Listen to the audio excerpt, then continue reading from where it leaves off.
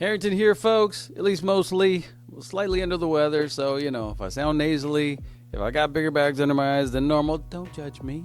So what are we talking about here today? Well, did you hear the BOI disclosure that I talked about in episode 16 has been halted as of 1 week ago? A judge out of Texas issued a nationwide injunction saying that FinCen cannot require us to provide the beneficial owner information that they have heretofore been requiring. Less than 1 month prior to the drop dead deadline. So that's the big news I have for you guys here today. And I know what you're thinking. Jeff, you told us to disclose. I disclosed. What are you doing to me? Well, I hear you. I disclosed too. We're going to get into it. I don't have a bunch of legal pearls for you today. Let's just cuss and discuss the situation a little bit. And here we go.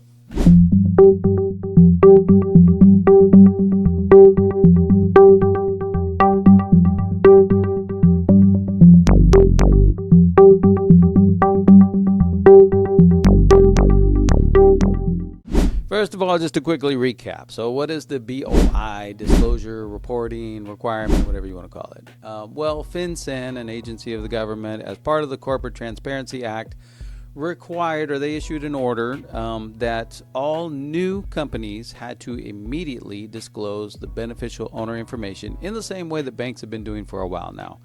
In other words, you can't hide the ownership of a company through, a registration in Delaware or Wyoming or one of these very non-transparent states, and nor could you use a trust, and nor could you do the shell company where you got a company that owns another company that owns another company.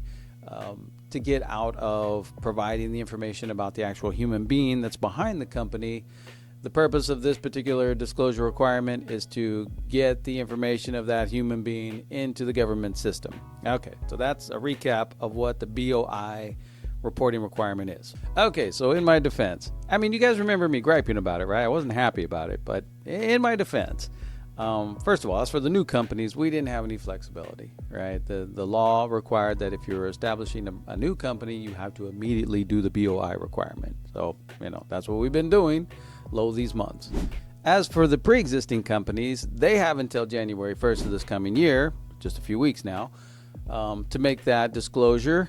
And this judge out of Texas waited until less than a month before that drop dead deadline. So, I've told you guys, go ahead and just do it. I think this seems to be the trend of the future anyway, more Big Brother. So you better just go ahead and do it. And of course, we don't know what the final outcome is going to be. This judge has issued the injunction, but that's not the end of the matter. Of course, there'll be an appeal, and we don't know ultimately which way things are going to go. But that's really what I want to talk about here. All right, so discussion point number one.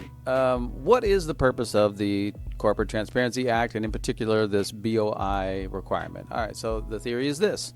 If you have a bunch of anonymous corporations out there, it makes it easier for money launderers and or terrorists to carry out their activities. So ostensibly, the purpose behind this new rule is to make it harder. If you're going to require the information of a particular individual to be in the governmental system, then I guess the thought is that's going to slow things down, in terms of anti-money laundering and anti-terrorism. Okay, so that's on one side of the equation. It's a pretty good sounding argument that we're going to dig into it a little bit more. And then the other side of the equation would be, this is a little Orwellian. What country are we living in after all? Why should I have to provide this additional information to the federal government? So part two, let's just dig into the analysis a little bit. And these are just my thoughts, guys. Like I said, this is not really, a lawyer giving you legal advice or anything. It's really, I'm going to tell you how I feel about it, sort of. And then I would like to hear how you feel about it as well. Examining that argument that requiring this disclosure is going to slow down terrorism or money laundering. Okay, let's think about that for a minute. I'm not too convinced, because money laundering, for example, is quite sophisticated. I don't know very much about terrorism, but I'm imagining these people are well-funded and quite sophisticated as well. So, if I'm a money launderer or a terrorist, how much is it really going to slow me down that I have to go through this online wizard and provide some information which may or may not even be accurate, right? Ultimately you have to give the name of a human being and a social security number. Okay. Well, I don't know how good the FinCen system is, but one of two possibilities. Either I can provide totally false information, just make up a name, make up a social security number. And if I do so, I mean, how long is it going to take FinCen to really catch on to that? Will they ever catch on to that? And two, even if the system is good enough to catch that sort of deception, well, how hard is it for me, who I'm already a professional criminal, this is what I do, how hard is it going to be for me to come up with a real name and a real social security number and just provide that and then carry on my activities and then, of course, just tank that company anyway? So if you're being cynical about it, I guess you could say, it has a nice ring. The purpose of the CTA and the BOI requirement has a nice ring to it, but it doesn't stand up to, examination very well. Could it be that this is just a little more Big Brother type activity designed to have stronger control, greater control over, the population? Oh, and by the way, if I am a money launderer or a terrorist, I mean, how hard is it for me to just form these companies outside of the United States and carry on my activities anyway? But let me swing it back the other way and provide those arguments for your consideration. You could say, as I mentioned, banks have been requiring beneficial owner information for some time now. We've gotten used to that. So our information is already out there. It may not be in the hands of the federal government, or maybe it is. But we're already in the habit of doing this, and it does seem to be the trend that we're going to have to be more transparent and more forthcoming with our previously confidential information, because that's just the way of the world, and it's for overall security and safety. And after all, if you're not doing anything wrong, what's the harm? Why would you have an objection? And I suppose people on that side of the fence might also be quick to point out, okay, so maybe this new requirement isn't going to stop terrorism and money laundering around the world altogether. However, it's going to make it a little more difficult, and there could be a cumulative effect, by the time you put in place enough of these types of obstacles, that it could actually have a real effect on the percentage of illicit activity out there.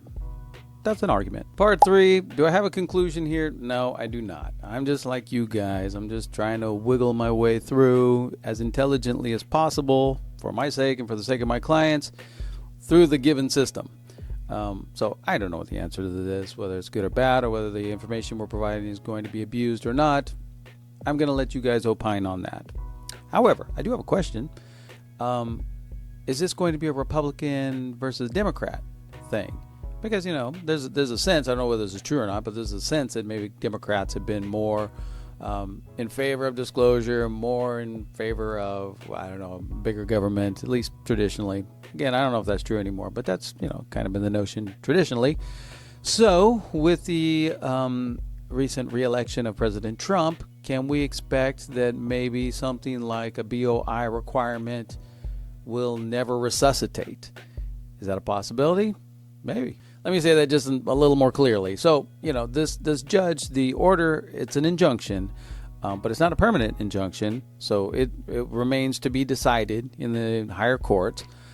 But it has served its purpose of putting a halt to the BOI disclosure requirement during the remainder of the Democratic administration. So could it be the case that, by the time this thing, it's going to certainly be after January 1st before this ultimately gets decided, with the change in the administration and the new temperature in personality in terms of the courts and judges that are going to be appointed under the Trump administration, if it is the case that the Republicans, as they have traditionally been, remain small government minded, more hands-off government minded, could this ultimately just be, for practical purposes, the end of the BOI disclosure requirement? It could. So that's as far as we go with this topic, guys. For those of you who disclosed, you watched my episode 16 and went ahead and did the BOI disclosure. Sorry, so did I. I mean, how could we have known that a Texas judge was going to come in at the last minute and issue an injunction? But recuerda que aquí hablamos español, todo el mundo. And as far as the liking and all that kind of stuff down below, I know you'll do the honorable thing. Happy holidays, guys.